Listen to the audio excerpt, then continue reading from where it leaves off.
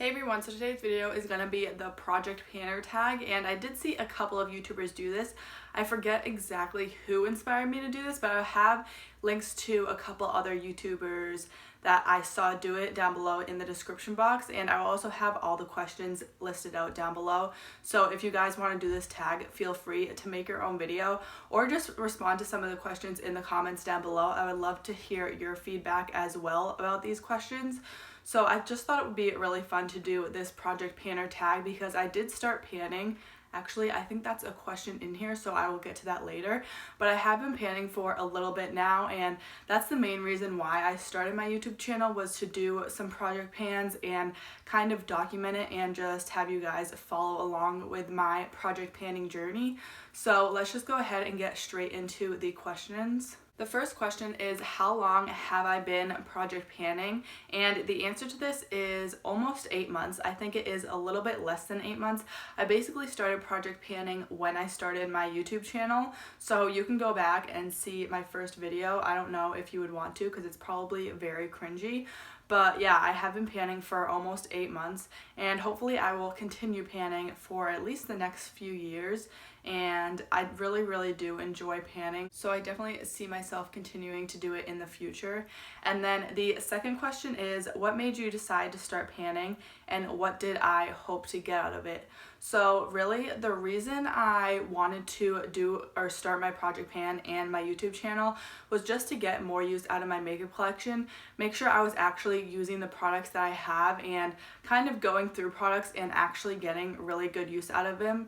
Also, it helps to decide what exactly in your collection you really enjoy and like.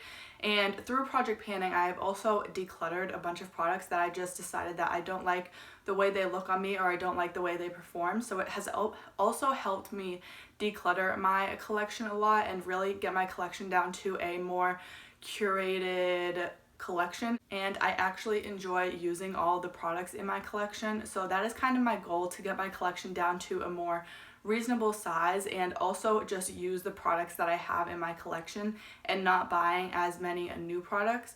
I try to not buy new products. I am currently on a low buy, and I will be going on a no buy next year, so stay tuned for my no buy rules type of video and where I talk about and explain that.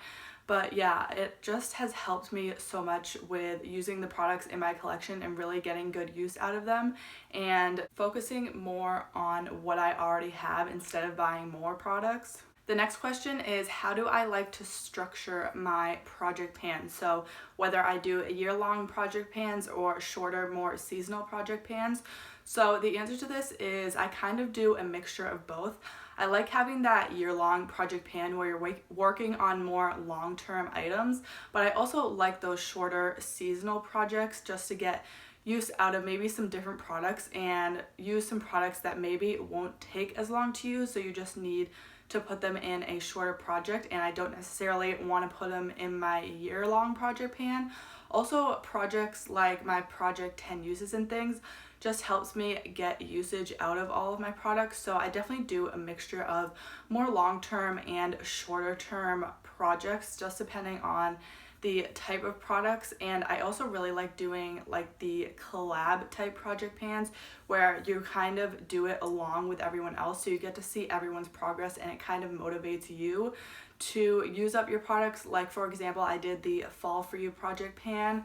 I'm also doing the roulette pan collab right now, which I'm really enjoying. So those are just a couple of kind of collaboration project pans. They're also more short term that I really love doing, and it also helps to discover new creators when you do those kind of collab project pans. The next question is, what is my favorite way to track my progress?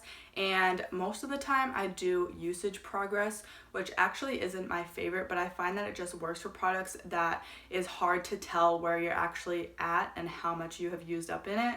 So my favorite way to track products is actually marking where I'm at. So say if it's a lipstick, I will mark it on a piece of paper and I would just do a tally mark, and then I will measure it next time. And I like that because you can actually see the progress you're making. When you do a usage count, obviously you're counting your usage, so you're not actually like visibly seeing the product being used up. Even though you are using it, sometimes you can't really tell how much you're actually using it. So like with lipsticks, eyeliners, and more stick type products, I guess that are easier to measure, I really like tracking them that way because I find that it's more motivating actually seeing the progress and how much product you used up. So my favorite way is to mark them on either the packaging or the sheet of paper. Like some foundations you can see through the tube and you can actually mark the packaging, but most of them I have to do usage goals or usage tracking, so I don't get to see kind of the actual progress, and it's hard to know when you're actually going to be finished with it. So my favorite way to track products is definitely by marking how much I have left and the amount that I have used up, and just updating every month obviously. So yeah, that's kind of my favorite way, just because you can physically see the usage on it. The next question is, what products have been the easiest for you to pan?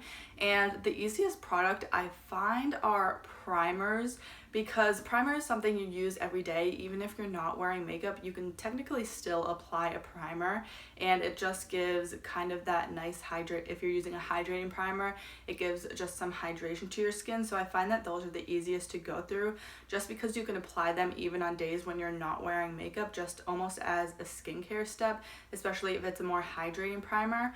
I also find eyeshadows sometimes are easy to pan. Obviously, it depends on the formula. Like for example, the Anastasia Beverly Hills shadows are pretty easy to pan. Also, the Dose of Color shadows are kind of that more powdery formula, so those are also pretty easy to pan. But there are also some shadows that are super hard to pan. Like Urban Decay has one of the hardest eyeshadow formulas to pan, and usually I don't really like panning eyeshadows. I will put a couple eyeshadows here and there in projects just to make sure I'm getting use out of them. And it also is very satisfying seeing pan on your eyeshadows, just to see that you have actually been using it so much.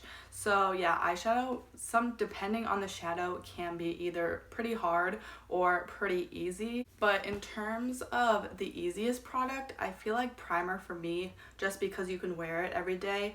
I mean, there's no product that is really easy to pan, I feel like, because you have to be using the product consistently to really see progress on it. But yeah, I feel like primer, I have finished like the most primers out of all the categories. The next question is, what are the hardest products for you to pan? Now, I would definitely have to say lip products. I have been working on the same lip liner and lipstick, and it's even a mini size lipstick that I've been working on since I started my makeup rolling project pan, so probably like almost 8 months. I've been using it pretty consistently as well, and I'm hoping I'll be able to finish them by the end of the year. But definitely lip products are the hardest for me to pan. Also blushes, I find blushes are probably even harder than lip products. I've been working again on the same blush for like a little less than 8 months the whole time I've been panning. So yeah, it's just really hard to hit pan on blush because you don't use very much. Obviously, you're just putting it on your cheeks, so you don't go through too much of it. And cheek products in general are kind of difficult to hit pan on, but it also depends on the formula, because some blushes or bronzers are really hard pressed and they're not very powdery. Almost, you don't really go through them too quickly. So depending on the product and the formula, some bronzers and highlighters are really difficult to pan. So I probably find that blushes are the most difficult product to pan. The next question is, are there any products that you rarely or never put in projects? And for this, I would definitely have to say eyeliner, but I've been trying to go through some of my eyeliners. As you guys know, if you've been watching me for a while, I never really wear eyeliner. I am wearing it today because I have a couple in project pans. So I'm kind of just trying to go through my eyeliners, and once I use them up, I probably won't buy any more, just because it's not a product I use very often. If I do, I can just use eyeshadow as a liner, like a deeper eyeshadow, and it does basically the same thing as liner. So I just find it as kind of an unnecessary product. I also never really pan brow products, because brow products I don't have an overflow of. I kind of just have the main brow products that I use every day, and once I go through them I will repurchase either the same or a different brow product that I want to try. So I am sort of trying to go through, because I have 2 brow pencils, so I'm trying to use those, obviously both of them, up before I purchase another one, because I only want to have one brow pencil at a time.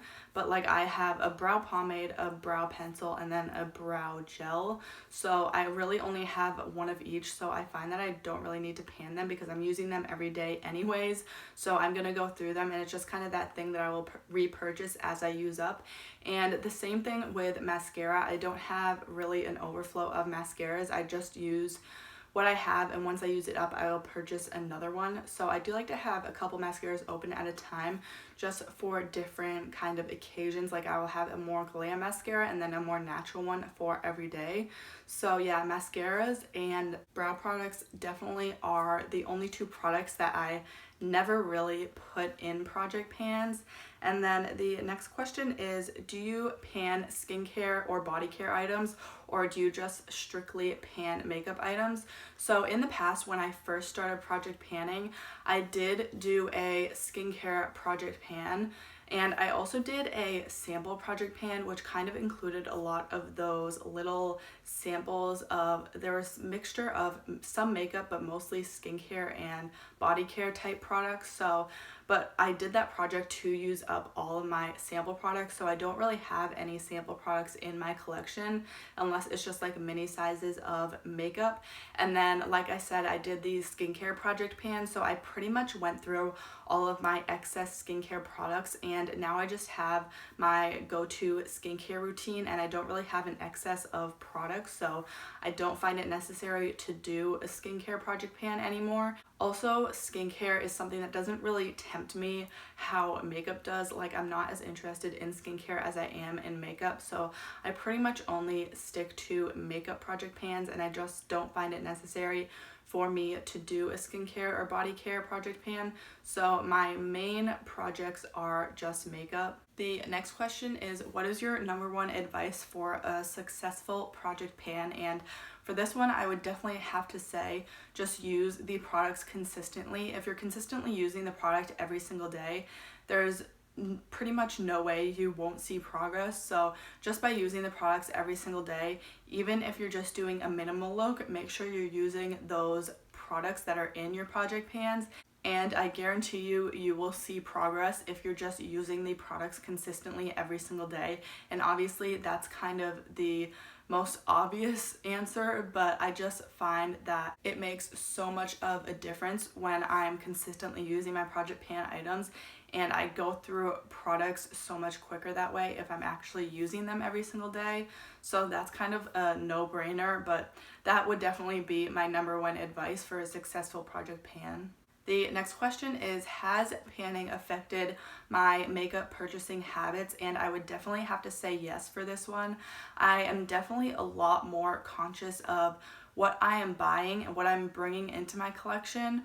Also, what kind of makeup I'm interested in. I know better now, since I've actually gotten use out of my collection through project panning, what products I really, really enjoy and like, and if I'm going to purchase a product, if I will actually enjoy it. So before I purchase a product, I want to make sure that it's something I will actually use and enjoy.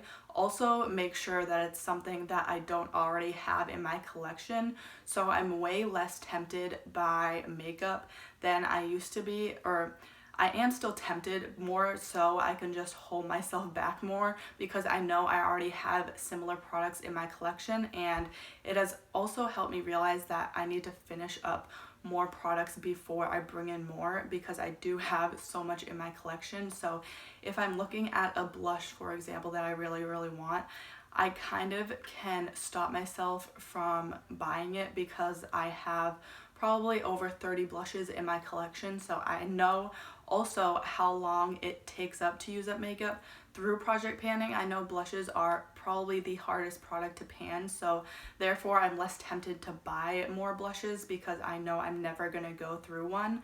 So yeah, that's kind of how it has changed my purchasing habits. So it has definitely made me a lot more conscious and aware of what I am buying and what I am bringing into my collection, and also what I have in my collection. It has definitely made me recognize how many products I actually have in my collection and how big it actually is. So yeah, I know I have a lot of makeup, and I'm slowly working on trying to go through some products and kind of not size down my collection a lot, but there are some specific categories I know I can be a little bit better with and not have so much of an overflow of product that I'm not really even using. So the point is really to use the products in your collection and making sure you're getting use out of everything. So project panning has definitely helped me realize how I want my collection to look and what products I really enjoy and want in my collection. So that is it for this little tag video. I really enjoyed filming this for you guys. It was a lot of fun. So if you have any video requests, make sure to leave them down below in the comments. Also, leave your responses to some of these questions down below in the comments as well, because I would love to chat with you guys.